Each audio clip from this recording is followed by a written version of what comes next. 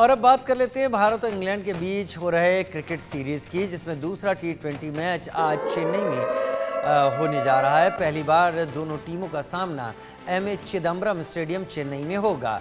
शाम 7 बजे दोनों टीमों के बीच मुकाबला होगा। इससे पहले पहला T20 मैच भारत ने जीत लिया था, जो कि कोलकाता की ईडन गार्डन्स में हुआ था। भारत और इंग्लैंड के बीच दूसरा T20 मैच आज भारत और इंग्लैंड के बीच ये T20 मैच, जहां पर चेन्नई में पहली बार दोनों टीमों का आमना सामना होने जा रहा है। चेन्नई के एमए चिदम्बरम स्टेडियम में मैच होगा। शाम 7 बजे ये मुकाबला शुरू होगा। भारत और इंग्लैंड के बीच दूसरा T20 मैच आज से खेला जा रहा है। आज शाम 7 बजे इस मैच की शुरुआत चेन्नई के एमए चिदम्बरम स्टेडियम में होगी। भारत सीरीज में 1-0 से आगे है। पहला मैच 22 जनवरी को कोलकाता में हुआ था, जिसे टीम इंडिया ने 7 विकेट से जीता था। चेन्नई के एमए चिदम्बरम स्टेडियम में दोनों टीमें पहली बार भिड़ेंगी। चेन्नई की पिच स्पिन गेंदबाजों को ज़्यादा सपोर्ट करती है। ऐसे में भारत 3 स्पिनर के साथ एक बार फिर से खेलता दिख सकता है। मोहम्मद शमी के खेलने की उम्मीद काफ़ी कम दिखती है। टीम अर्शदीप सिंह के साथ हार्दिक पांड्या के रूप में दूसरे पेसर के साथ उतरेगी।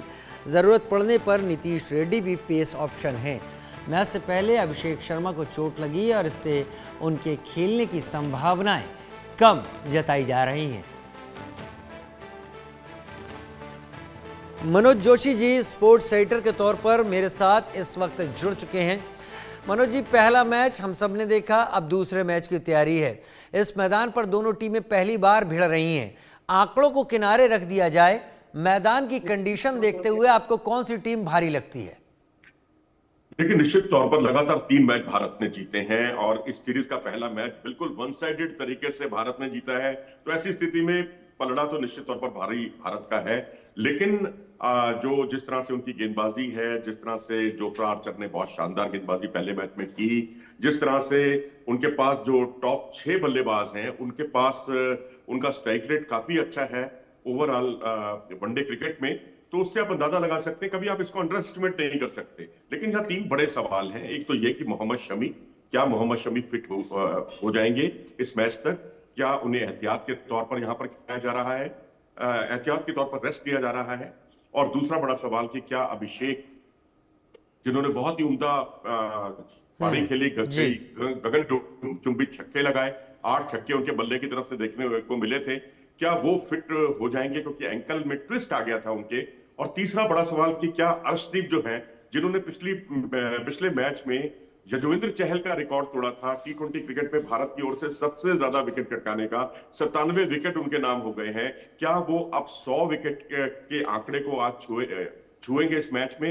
ये 3 बड़े सवाल हैं। और चौथा सवाल ये कह सकते हैं कि जोफ्रा आर्चर को किस तरीके से खेलना है, उनके खिलाफ क्या स्ट्रेटजी अपनानी है। हालांकि ओवर तो वो 4 ही करेंगे, लेकिन जिस तरह से उन्होंने कहर बरपाया, 1 ओवर में 2 विकेट भारत के चटकाए और उसके बाद उनके सामने खेलना, थोड़ा सा भारतीय बल्लेबाज बहुत कंफर्टेबल फील नहीं कर रहे थे। तो इन 4 सवालों का हल भारत को ढूंढना होगा। जी, मोहम्मद शमी के ना खेलने की हालात में T20 मैच के इस दूसरे मुकाबले में भारत किनके ऊपर रिलाई कर सकता है? वो कौन से बॉलर होंगे जो भारत की गेंदबाजी को रफ्तार देंगे? देखिए, अर्शदीप और आपके पास हार्दिक पांड्या हैं, लेकिन मैं समझता हूँ ये मुकम्मल बैलेंस अटैक नहीं है। क्योंकि एक ऑलराउंडर को अगर आप फुल फ्लैग बॉलर की तरह खिला रहे हैं, लेकिन ठीक है क्योंकि चेन्नई का विकेट है और चेन्नई में अगर आईपीएल जैसे हालात नहीं हुए, क्योंकि आईपीएल में जरूर यहाँ तेज गेंदबाजों को मदद मिली थी, नहीं तो अमूमन ये जैसा कि आपने भी कहा थोड़ी देर पहले कि स्पिनर्स फ्रेंडली ये ट्रैक रहा है। क्योंकि वहां अगर आप तेज गेंदबाजों को देखेंगे तो 74 विकेट उनको मिले थे 18 पारियों में, और स्पिनर्स को केवल 25 विकेट मिले थे। लेकिन यहाँ टॉस जीतकर पहले फील्डिंग करना बेहतर रहेगा, क्योंकि ज्यादातर वही टीमें जीतती हैं। रही बात शमी की, तो अब यहाँ बेहतर तो ये होता कि यहाँ हर्षित राणा को यहाँ पर खिलाया जाता। तो अब अगर स्पिन ट्रैक होगा तो फिर हर्षित राणा को बाहर ही बैठना पड़ेगा। शमी को लेकर यह है अपडेट की एहतियात के तौर पर उन्हें बाहर बिठाया गया है, क्योंकि जसप्रीत बुमराह की खबर बहुत अच्छी पॉजिटिव नहीं है, क्योंकि उनको चैंपियंस ट्रॉफी में खेलना है। अगर जसप्रीत बुमराह नहीं खेल पाते चैंपियंस ट्रॉफी में, और उसकी संभावना काफी हद तक लग भी रही है, तो ऐसी स्थिति में मोहम्मद शमी का वहां पर चैंपियंस ट्रॉफी में फिट होना बहुत जरूरी होगा। तो एहतियात के तौर पर उन्हें यहाँ मुश्किल से 2 मैच मिल सकते हैं 5 मैचों में से, फिर वनडे में देखा जाएगा। क्योंकि उनको अभ्यास करते हुए हमने पट्टियां जो है बांधे हुए, घुटनों पर पट्टी बांधे हुए अभ्यास करते हुए देखा। 2 दिन तो उन्होंने अभ्यास भी नहीं किया, तो उससे कई तरह के सवाल खड़े होते हैं उनकी फिटनेस को लेकर भी। लेकिन जो टीम प्रबंधन ने के सोर्सेज बता रहे हैं कि उनको लेकर भारतीय टीम कोई जोखिम नहीं उठाना चाहती, एहतियात के तौर पर उनको बाहर बिठाया गया। आपने जोखिम नहीं उठाने का इशारा यहां पर किया। क्या मैं ये समझूं कि ये जो सीरीज हो रही है इसमें इंग्लैंड और भारत दोनों ही जोखिम ना उठाने का एक ऑप्शन रख कर आगे चल रहे हैं कि चैंपियंस ट्रॉफी के लिए अपनी स्ट्रेंथ को चेक भी कर लिया जाए और जोखिम भी कम से कम उठाया जाए?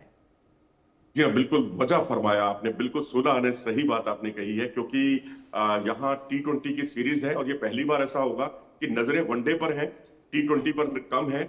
और इसे मैच प्रैक्टिस के तौर पर दोनों टीमें ले रही हैं। इंग्लैंड तो और भी ज्यादा मैच प्रैक्टिस की तरफ दे रही है, क्योंकि उनके 11 के 11 खिलाड़ी जो पिछले मैच में खेले थे वो सभी चैंपियंस ट्रॉफी में उतर रहे हैं। जबकि भारत की तरफ से 5 खिलाड़ी ही ऐसे थे कि प्लेइंग 11 में जो चैंपियंस ट्रॉफी में खेलेंगे।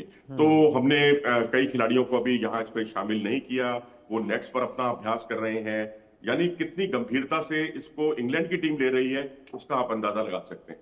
उसका अंदाज़ा हम लगा सकते हैं। पिछले मैच में तो शर्मा ने, जो आपने कहा कि छक्कों की बरसात कर दी थी, मुझे लगता है कि T20 फॉर्मेट का ये जो एक टेस्ट चल रहा है, ये वनडे में क्योंकि भारत से बाहर होगा तो वहाँ पर अगर इस तरीके के प्लेयर भारत के हाथ रहें तो आप भी उम्मीद क्या इसी बात की लगाते हैं कि आगे आने वाले जो भी मैच रहेंगे आज से मिलाकर उसमें भारत अपनी बल्लेबाजी को परखेगा कि कौन ऐसा है जो कम बॉलों में ज़्यादा रन बनाता है?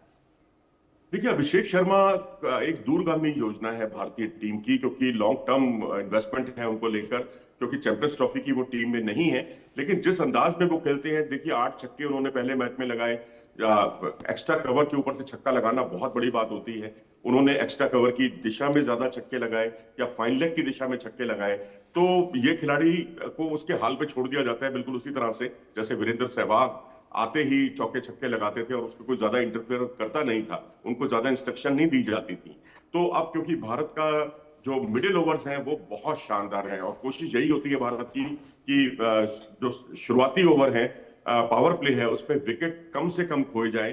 तो उसमें एक संजू सैमसन अपना विकेट बचाते हैं, शुरू में कोशिश यही होती है, बाद में वो हिटिंग करते हैं। क्योंकि विकेट आपके पास जब होंगी ना तो फिर आप एक्सेलरेट कर सकते हैं, बहुत तेजी के साथ रन बना सकते हैं। तो यही भारत की रणनीति है जो भारत को अन्य किसी भी टीम से, दुनिया की किसी भी टीम से अलग साबित करती है। क्योंकि मिडिल ओवर्स में भारत जितने रन बनाता है ओवर नंबर 7 से लेकर ओवर नंबर 15 तक, उतना दुनिया में कोई टीम उस रफ्तार से रन नहीं बनाती। जी, कोई रफ्त नहीं रन बनाता। लेकिन तैयारी, मुझे आपसे बात करके तो यही लग रहा है कि ये चैंपियंस ट्रॉफी की पूरी तरीके से तैयारी इस वक्त चल रही है हर टीम की तरफ से।